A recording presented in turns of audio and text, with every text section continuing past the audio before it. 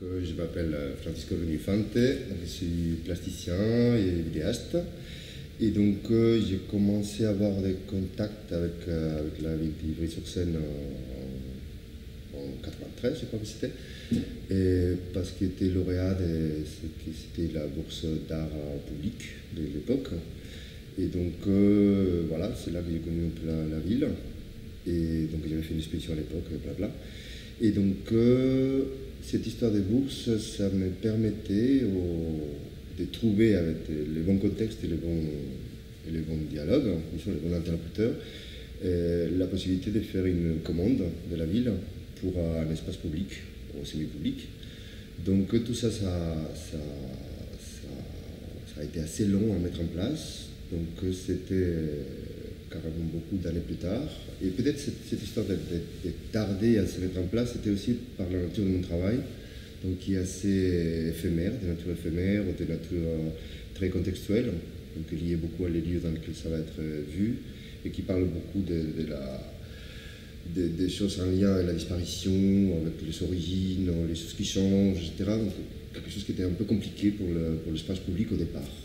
Donc c'était déjà en 2012, avec une nouvelle équipe aussi dans le service culture de la ville, que j'ai été contacté pour essayer de mettre en place cette histoire-là, de réaliser une commande. Et pour ça, une bonne chose, une bonne idée qu'ils ont eu l'équipe, c'était de commencer à créer un peu de contexte, que je puisse me réintégrer un peu à la ville. Et donc j'ai été invité à participer à la Nuit Blanche de Ivry, donc en lien avec Paris, en 2012, dans laquelle j'ai fait une intervention dans une galerie désaffectée, enfin un endroit pas loin de la galerie Fernand Léger, bon à côté. Donc c'était plutôt très bien passé. Donc là j'ai fait une installation assez sophistiquée qui était activée pendant toute la nuit et avec des enregistrements son et compagnie. Et là on s'est mis en route déjà pour essayer de concrétiser et lancer des projets en lien avec des lieux. Donc à la base, j'étais appelé à faire trois propositions, donc dans des lieux, un qui était un chantier, en fait, qui était un terrain vague, qui s'appelle ça le terrain BHV, d'ici d'Ivry. Un autre qui était lié à les pavillons de la tour Lénine, je ne sais pas, des espèces de choses assez étranges qui sont dans la ville d'Ivry, qui est d'ailleurs brûlée après. Et un troisième que c'était resté un peu ouvert, que c'était lié à une installation sonore peut-être, un sampon, on ne savait pas trop. Donc ça a été de lancer ces trois projets, qui aucun a eu suite, puisque c'était peut-être trop compliqué, parce que le contexte n'était pas le bon. L'État a continué à passer, et c'était déjà en 2015 qu'il y a eu la possibilité de prendre depuis le début un projet de construction d'une école d'enfants petits, qui s'appelle Rosaline Franklin, et qui est déjà inaugurée l'année dernière. Et donc j'ai eu l'occasion de lancer de nouveau trois projets pour cet endroit. Et un peu pareil que j'avais fait dans une autre commande publique, dans une autre école, cette fois-là c'était un collège. Et j'ai tenu beaucoup à assister à tout ce qui serait la construction de l'école et comprendre un peu comment elle était dedans. On va dire. Finalement, il n'y a pas eu d'incidence grande sur le projet final, mais pour moi c'était important, donc j'ai fait tout un travail de tournage, des photos, des enregistrements pendant les chantiers. Donc j'ai connu des architectes, enfin il y a eu tous des allers-retours pour l'école, qui est assez spéciale parce que la caractéristique de cette école qui a été réalisée par l'équipe d'architectes Chantier Alix, c'est que les toits ils sont des jardins, et donc c'est sur plusieurs étages, des jardins en terrasse, donc du coup de toutes les fenêtres les enfants ils voient des grands jardins, des friches fleuries, surtout le printemps, qu'on a pu voir déjà la première fois juste avant l'inauguration. Et donc là aussi, donc, je me suis dit à lancer trois nouveaux projets. Donc un des projets, je l'ai axé sur l'idée des habitants. Donc j'appelais ça les pionniers, parce que c'était les premiers qui verraient l'œuvre, la construction de l'œuvre, c'était les premiers enfants qui rentraient dans cette école, et même l'équipe enseignante, etc., les pionniers, et avec l'idée d'écosystème, donc l'idée d'habiter les jardins, avec comme les insectes, les oiseaux et les enfants, ils allaient s'installer là-dedans. Donc ça, je le raconte malgré que ça n'ait pas été retenu, parce que quelque part, ça a coloré un peu le projet retenu.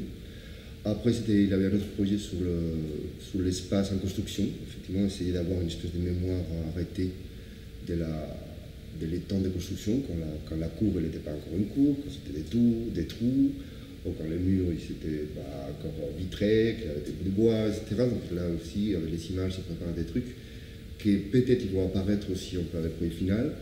Mais le projet final finit à terme en vue des origines très variées des enfants de cette école et la manière comme elle est placée, le quartier dans lequel il est et tout. Et je me suis décidé à travailler sur l'idée des origines et en prenant comme métaphore l'origine du vent, d'où il vient le vent et comment on arrive à mesurer cette chose-là. Donc il a lancé tout un projet de fabrication des girouettes qui auront des formes parfois liées à des choses qui se sont faites avec des ateliers qui ont eu lieu la dernière avec les enfants là-bas. Donc soit des formes en forme. Parfois il y avait imaginé plus des choses plus textuelles, mais les enfants sont très petits, donc c'est seulement les grands qui savent un peu écrire et lire. Et en tout cas, il y aura des histoires d'animaux et compagnie pour cette histoire des girouettes. Et mon idée, c'est de faire une espèce de grande forêt des girouettes sur les différents jardins en terrasse. Donc, vu de l'extérieur, ce serait des girouettes dans les toits, mais vu de les classes, c'est des espèces des animaux, des petits bouts de texte, des formes géométriques qui naissent un peu comme les plantes des différents jardins. C'est ça qu'on est en train de fabriquer là, depuis l'année dernière, qu'il y a eu les ateliers. Et en combinaison avec ça, donc encore je pense que c'est une bonne idée par rapport au travail avec une ville, si on veut.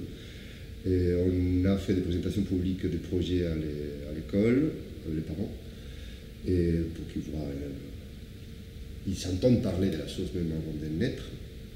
Et cette année, donc, on m'a proposé de faire une grande exposition dans le centre d'art, donc dans la galerie Fernand Léger, une exposition qui commence en janvier 2017, et qui je vais l'axer un peu sur l'idée des sens.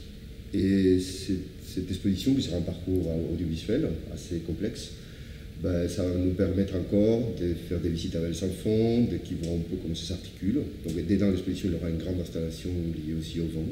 À l'origine, plutôt cette fois-là, ce sera à l'origine du son du vent.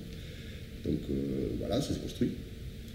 Donc dans la manière comme elle est en train d'évoluer, de se constituer cette œuvre-là des girouettes, dans laquelle il y aura aussi des manches à air, des anémomètres, enfin des systèmes de mesure de la direction, la vitesse, la puissance du vent.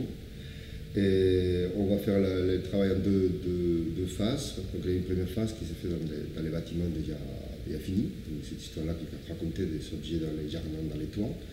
Et on attend maintenant, parce que c'est comme les aléas de ces sortes de projets qui sont très contextuels et liés en temps, on attend la préparation du parvis devant l'école, dans laquelle il y aura une incidence aussi dans l'extérieur, vers les passants, une espèce d'appel pour qu'ils regardent et comprennent ce qui se passe dans les toits, et qui sera visible, je pense, ça va être plutôt pour quelque chose de lumineux, quelque chose pour la nuit, dans ces parvis-là, devant l'école, qui est très belle d'ailleurs.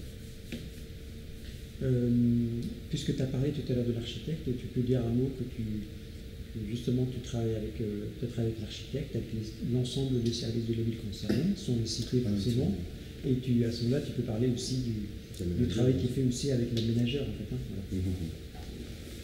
voilà. Là d'ailleurs, cette histoire-là de travailler les dedans et dehors, ça nous a fait rencontrer différentes équipes. Donc évidemment, il y avait les architectes, comme je l'ai nommé tout à l'heure, mais on a l'aménageur aussi des Ivry Confluence et d'autres régions de la ville, évidemment les services culture aussi. Donc toutes des choses qui se croisent et que tout le monde est en train de comprendre un peu le rôle des uns des autres, parce qu'ils ne savaient pas trop non plus, en fait, parce que l'école, ça appartient, je ne sais pas si c'est à la ville aussi, la culture, et l'extérieur, c'est vraiment l'aménageur que ça se joue. Enfin, c'est des endroits différents pour que l'œuvre sera un peu à cheval entre ces habitants, ces pionniers qui sont là-dedans, les passants et deux équipes différentes.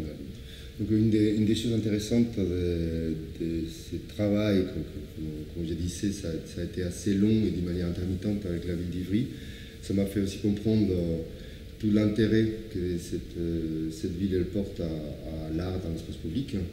Donc, comme j'ai dit, j'avais eu la bourse d'art monumental à l'époque qui ça date depuis une vingtaine d'années. Et donc tout ça, ça a donné lieu à plusieurs œuvres qui sont dans la ville, qui sont visibles, parfois très visibles, genre très monumentales, d'autres beaucoup plus d'ordre conceptuel, poétique, plus cachées, etc.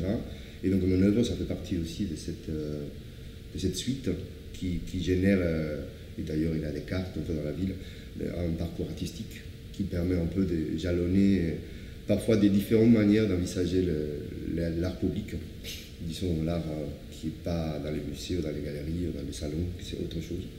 Et donc je pense que c'est assez intéressant comme parcours qui a été, comme je disais, généré du temps et avec pas mal d'intelligence quand même.